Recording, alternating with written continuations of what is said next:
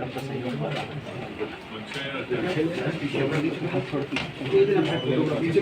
आगे लेके शुरू करें।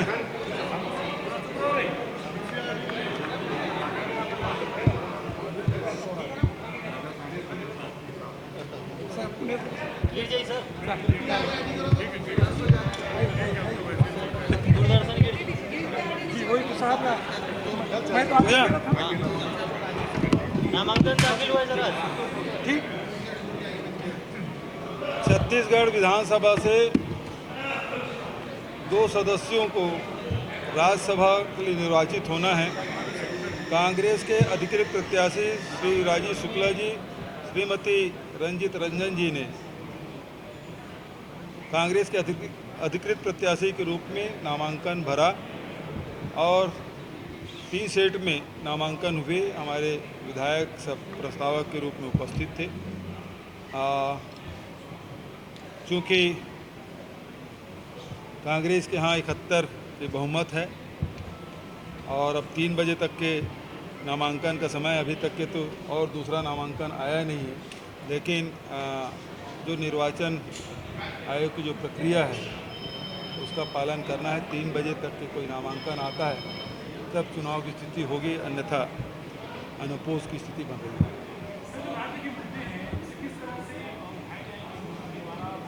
क्योंकि अपर हाउस है, अपर हाउस में पूरे राष्ट्र की जो समस्या है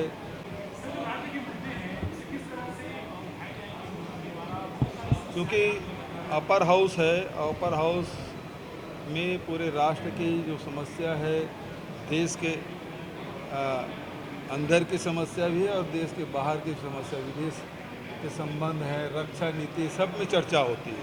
तो हमारे तरफ से दोनों सदस्य यहाँ से निर्वाचित होकर जाएंगे और चूँकि पहले भी इनका अनुभव रहा है लोकसभा सदस्य के रूप में, राज्यसभा सदस्य के रूप में, मंत्रिमंडल के सदस्य के रूप में लंबा अनुभव है, तो मैं समझता हूँ इसका लाभ मिलेगा। बीजेपी प्रत्याशियों का विरोध कर रही है, कह रही है कि परदेसिया।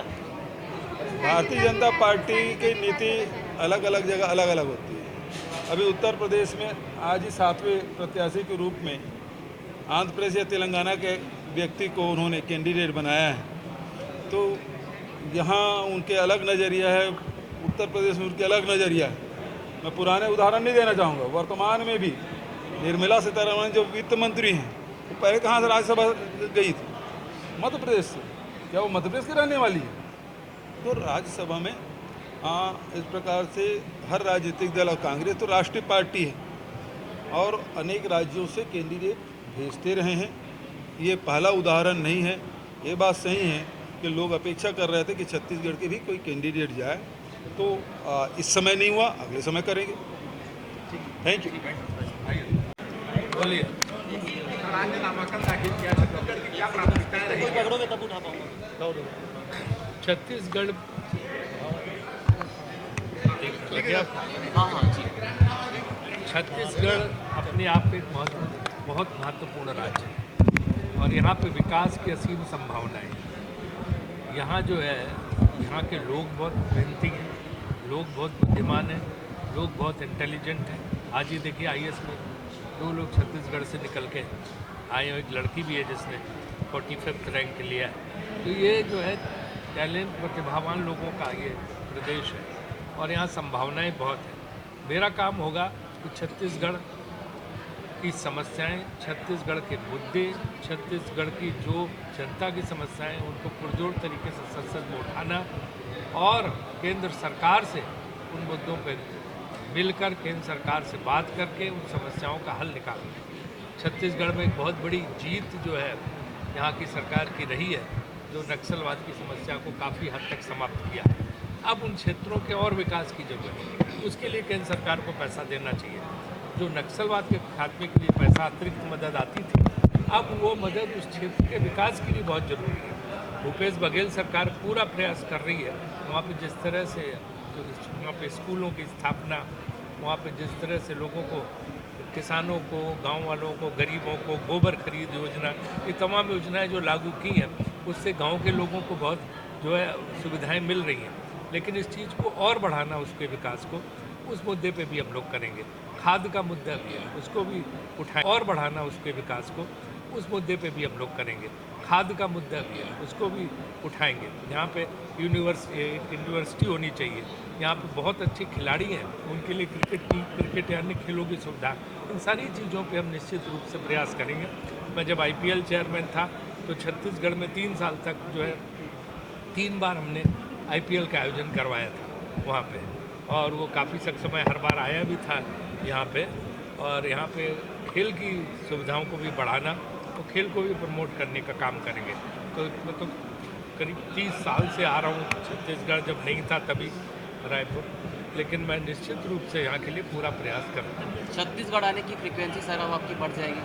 निश्चित रूप से जब आप सांसद हैं तो यहाँ निश्चित रूप से आप प्रतिनिधि के रूप में आपका आना जाना बढ़ता है। शुक्ला जी, जो दावेदार और थे कांग्रेस में छत्तीसगढ़ से, जो जिनको मौका नहीं मिला, उनके लिए आप कुछ कहना चाहें?